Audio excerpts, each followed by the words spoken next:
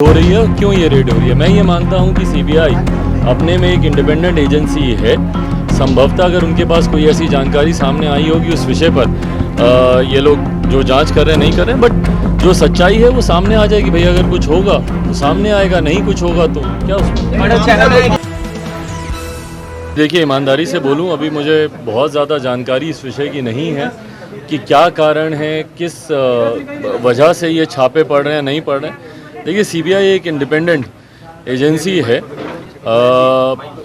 किस वजह से एक साथ इतने सारे ठिकानों पे छापेमारी हो रही है, किस केस को लेकर हो रही है और क्या जानकारी उनको मिल रही है नहीं मिल रही है, मुझे लगता है थोड़ा अभी और समय बीतने की जरूरत है। उसके बाद ही जानकारी स्पष्ट तौर पे सामने आएगी। आईआरसीटीसी वाला मामला बताया जा रहा है और जातीय ये रेड की जा रही है बिहार में।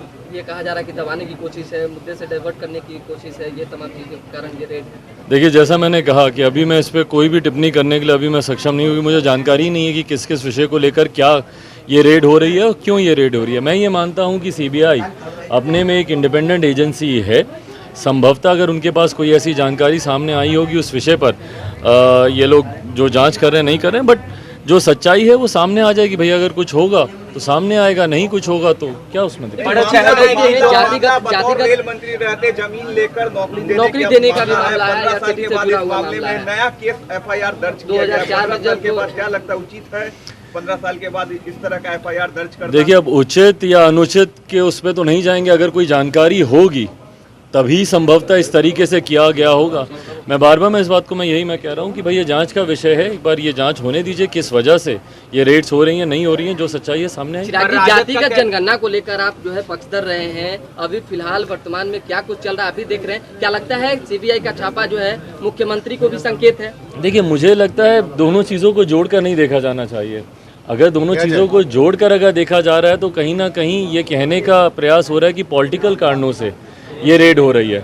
मुझे लगता है सीबीआई या एक स्वतंत्र एजेंसी है, उनके पास कोई जानकारी आई होगी, उन्होंने छापेमारी की गई होगी, पर इसको एक पॉलिटिकल मैटर से जोड़कर देखना, जातीय जनगणना, मुझे लगता है इसमें मुख्यमंत्री नीतीश कुमार जी पूरी तरीके से दृढ़ संकल्पित हैं कि वो जातीय जनगणना वो करवाएंगे।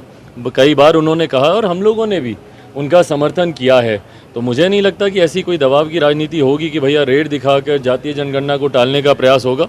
जातीय जनगणना कराएं, हम लोग उनके साथ हैं। पर राजद का कहना है कि बीजेपी के दबाव पे ही सीबीआई छापेमारी कर रही है।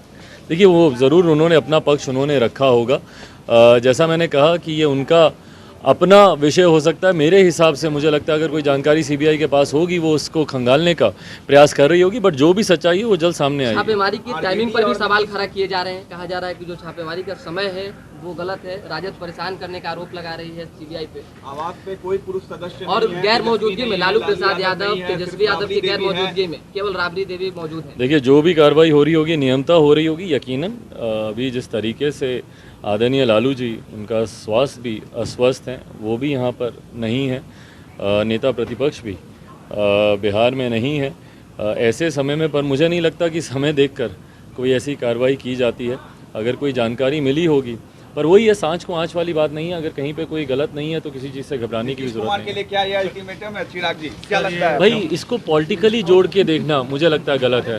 मैं ये मान के चलूँगा कि सीबीआई स्वतंत्र रूप से कार्य कर रही होगी। इसको पॉलिटिकल चश्मे से देखना कि कोई बदले की कार्रवाई है या बदले की भावना से, मुझे लगता है ये अभी उचित नहीं होगा। एक बार जांच हो जाए।